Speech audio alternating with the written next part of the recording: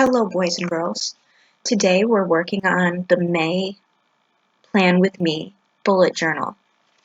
And for my quote page, I wanted to do something that I was obsessed with lately, and that's fairy gardens and fairy houses. From Embro's Gift, the mini enchanted fairy garden trumpet lily cottage light up house with door figurine is my inspiration for the main image. Most of that was copied just the way I saw it on the for sale page. For the quote, I knew that I wanted to do a play on words with the word May and the month May. I chose the quote by Jimmy Page. I may not believe in myself, but I believe in what I'm doing. And I thought that that was very telling of how I'm feeling about myself and what's going on lately.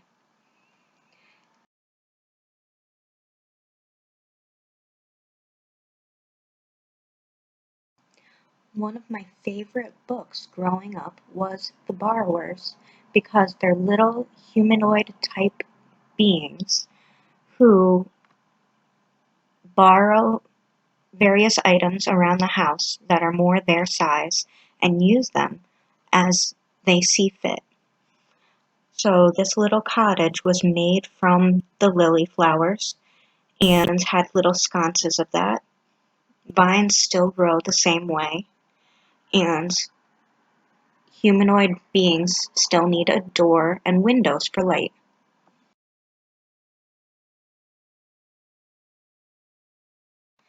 I chose the quote by Jimmy Page. I may not believe in myself, but I believe in what I'm doing. And I thought that that was very telling of how I'm feeling about myself and what's going on lately.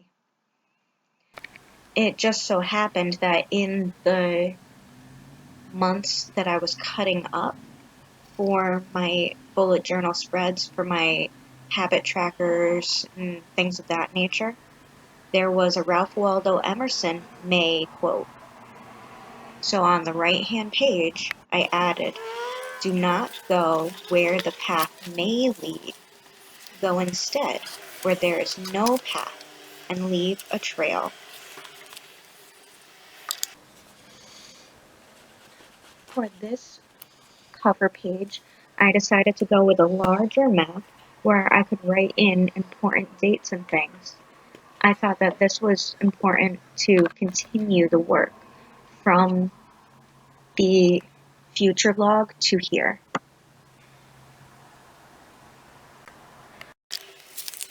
I did notice in the previous bullet journal setups that I was doing myself a disservice by having my habit trackers on a separate page.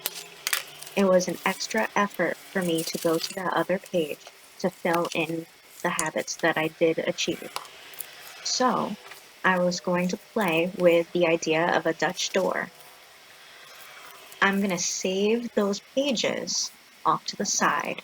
I cut 6 of them out, the exact size of one of my cutout calendar pieces. On the left-hand side, I'm going to do my personal trackers. Brushing my teeth in both AM and PM, exercise, reading, and an anxiety tracker. What's another thing that fairies are known for? Fairy dust or pixie dust.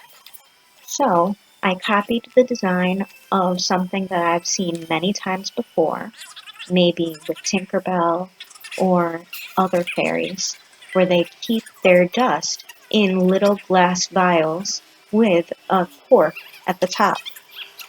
And it always glows, so I'm using my metallic paint to paint around the border of my vial shape. When looking for a model, I found Georgetown Home and Garden Store Miniature Fairy Garden Pixie Dust from Amazon.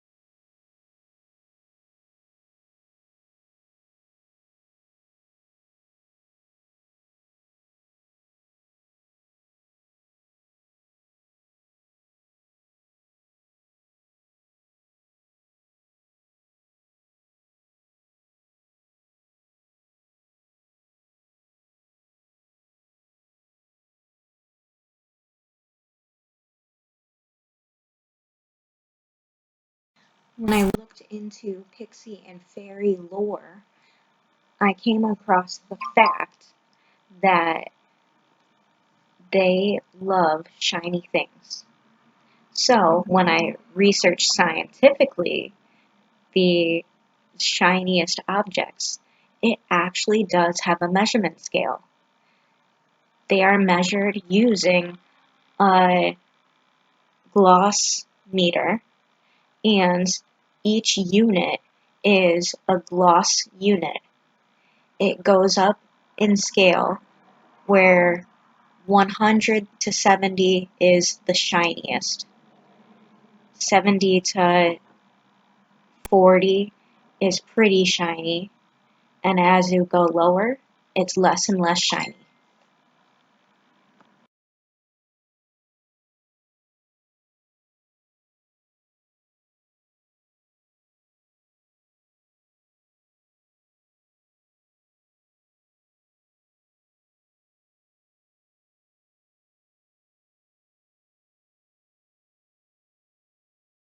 If you remember watching Peter Pan and a lot of other things that tell stories of fairies, they communicate by scrolls. So I drew my meter on the scroll and used a neon type sign to explain what it is.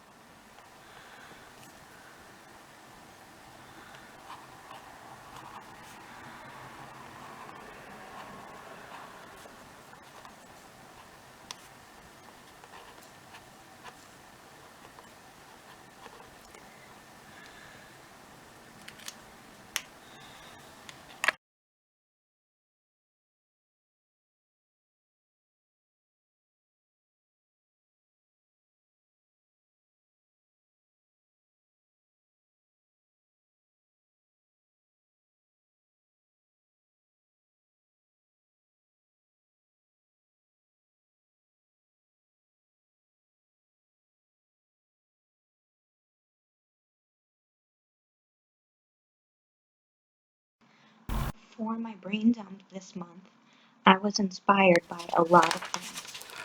Fairies are known for hanging around with mushrooms.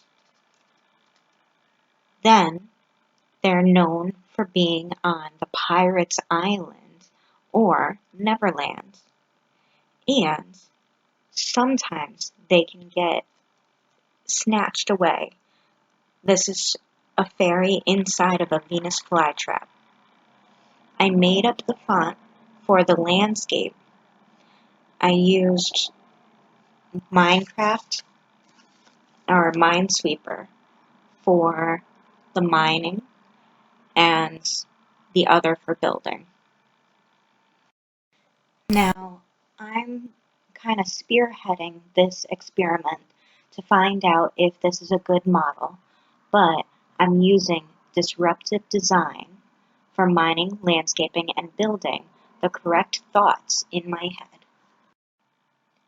Disruption as a form of innovation is a term that came into prominence in the late 90s when Clay Christensen, an MIT professor, spoke of it in relation to business activities in the book The Innovator's Dilemma.